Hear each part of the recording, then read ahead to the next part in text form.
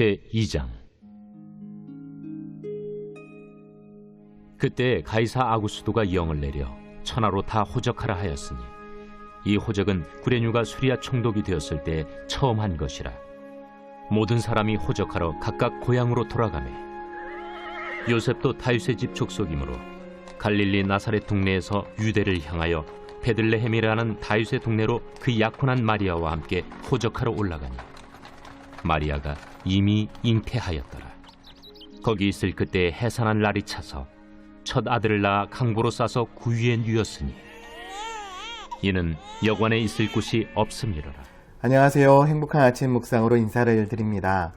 황명한 목사님이 쓰신 인생 잠언이란 책에 보면 아주 재미있는 이야기가 등장합니다.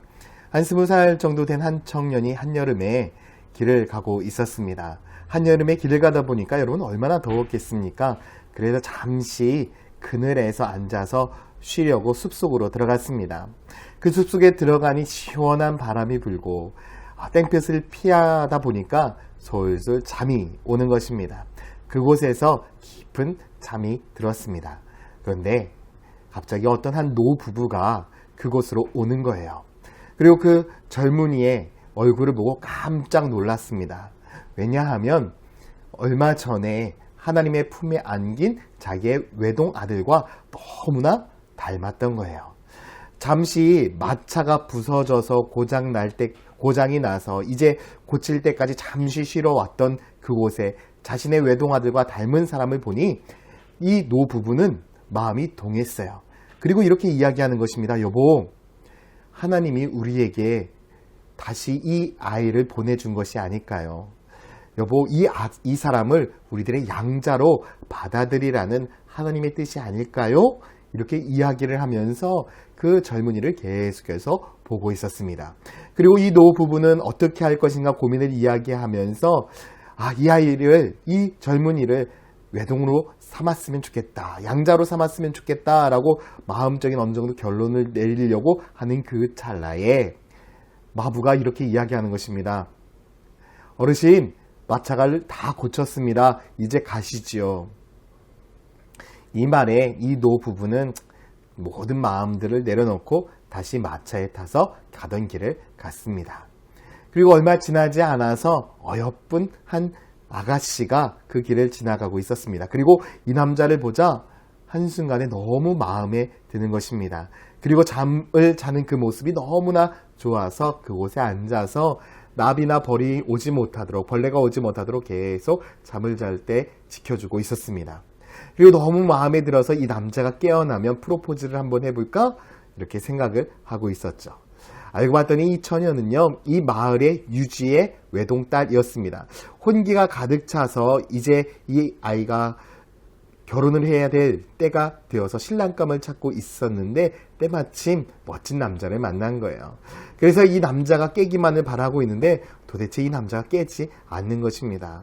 그래서 이 처녀 또한도 하나님의 뜻이 아닌가 보다 라고 생각을 하고 다시 마을로 내려갔습니다. 그리고 얼마 지나지 않아서 마차 소리가 시끄럽게 들리는 거예요. 그 소리에 이 청년이 잠을 깨서 잠 잘 잤다 라고 이야기하면서 다시금 가던 길을 갔습니다. 여러분, 이 청년에게는 인생을 바꿀 수 있는 두 번의 기회가 있었습니다. 그러나 이 청년이 인생을 바꿀 수 있는 두 번의 기회를 알고 있을까요? 아마 모르고 있을 것입니다. 저는 이 이야기를 들으면서 문득 그런 생각을 했습니다. 우리들의 인생 가운데 속에서도 참 많은 기회가 주어지고 있구나. 그런데 우리가 알지 못하는 그 사이에 이런 좋은 기회들이 다 사라지고 있구나.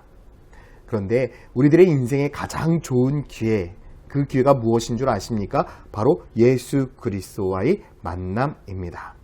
예수 그리스도와의 만남이 우리들의 삶 가운데 가장 좋은 기회인데 우리는 그 기회를 항상 놓치며 살아가는 사람들이 참 많이 있죠. 그래서 우리는 하나님이 주시는 그 귀한 은혜, 귀한 축복을 얻기 위해서 항상 어떻게 해야 될까요? 깨어 기도해야 합니다.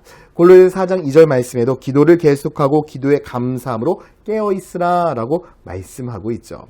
왜냐하면 이미 예수님께서는 우리 곁으로 오셨습니다. 우리와 늘 함께 하시고 우리들의 이 일상 가운데 속에서 동행하고 계신데 우리가 그 하나님의 은혜를 경험하지 못하고 깨닫지 못하고 있기 때문에 하나님께서 주신 그 축복을 누리지 못하는 것입니다. 그렇기 때문에 우리는 항상 깨어 기도해야 합니다. 오늘 본문을 보면 예수 그리스도께서 이 세상에 오셨죠. 하나님께서 인간의 모습을 하고 사람들의 세상으로 완벽하게 들어오셨습니다. 사실 이 누가복음의 말씀은요, 역사의 시간 순서대로 하나 둘씩 기록되어 있습니다. 세상 사람들이 이해하기 쉽도록 역사적인 시간 순서대로 기록을 하고 있는데 오늘 본문에도 보면 하나님께서 인간의 삶 속에 얼마나 깊숙하게 들어오셨는지 말씀하는 한 구절이 있습니다. 누가복음 2장 5절에 보니까 그 약혼한 마리아와 함께 호적하러 올라가니 마리아가 이미 잉태하였더라. 예수님께서 이 땅 가운데 오셨을 때에 요셉과 마리아는 무엇을 하러 갔습니까? 호적. 여러분, 인간의 호적에 예수 그리스도의 이름을 올리기 위해 베들레헴으로 가고 있었습니다. 호적에 올린다는 것은요, 하나님께서 인간의 모습으로 오셔서 인간의 삶으로 완전히 들어왔음을 이야기하고 있는 것입니다. 주님은 우리와 늘 함께 하신다는 거죠. 저는 이 말씀이 너무나 큰 은혜가 되었습니다. 우리와 멀리 계신 분이 아니라 우리들의 일상생활 가운데 속에서 우리와 늘 함께 하시는 하나님. 그런데 우리는 그 하나님을 깨닫지 못할 때가 너무나 많이 있습니다. 그래서 우리는 항상 기도해야 되고요. 말씀에 집중해야 되는 것입니다. 하나님 앞에 우리의 시선을 고정해야 하는 것입니다. 우리가 잠시 하나님에게 눈을 뗀다면 우리는 하나님의 은혜를 놓치게 됩니다. 우리가 하나님의 말씀에 귀를 기울이지 않는다면 하나님의 축복의 말씀을 듣지 못하게 됩니다. 그래서 우리는 매일매일의 삶이 깨어 기도하고 하나님의 말씀에 귀를 기울이며 하나님과 동행하는 거룩한 삶을 살아야 합니다. 이것이 바로 다시 시작하는 축복의 삶입니다.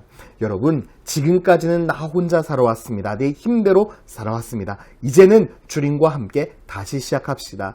주님과 함께 다시 시작할 때에 우리들의 삶에 큰 은혜가 있는 것입니다. 주님과 다시 시작할 때 우리들의 삶 가운데 우리가 지금까지 경험하지 못했던 놀라운 축복의 기회들을 경험하게 될 것입니다. 사랑하는 성도 여러분, 오늘 이 시간 우리들의 삶 속 깊이 들어오신 예수 그리스도와 함께 동행하며 주님께서 우리를 위해 만들어 놓으신 축복의 기회, 은혜의 기회, 놀라운 생명의 기회를 놓치지 마시고 그 축복들을 경험하며 살아가는 은혜가 있기를 예수님의 이름으로 축원드립니다. 기도하겠습니다.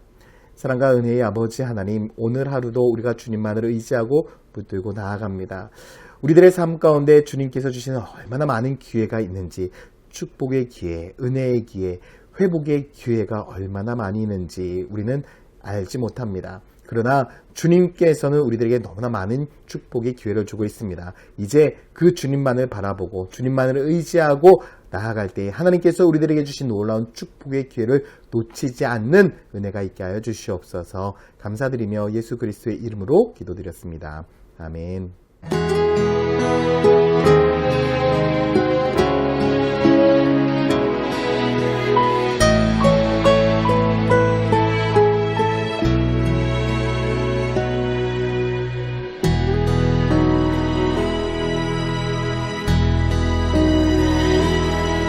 나를 지으신 이가 하나님,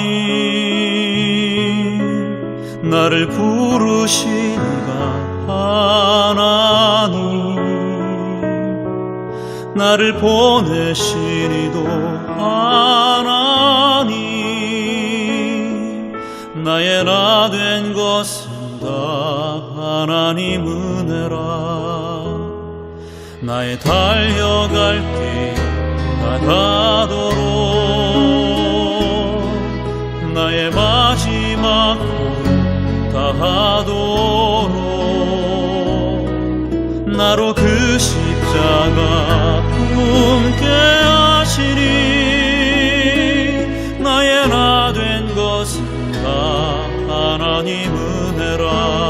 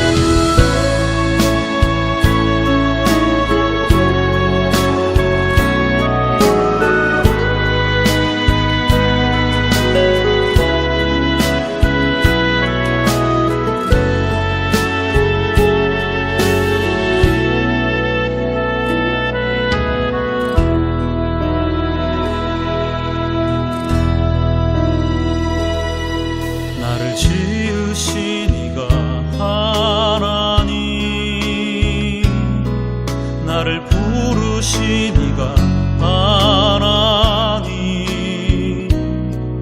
나를 보내신 이도 하나님, 나의 나 된 것은 다 하나님 은혜라.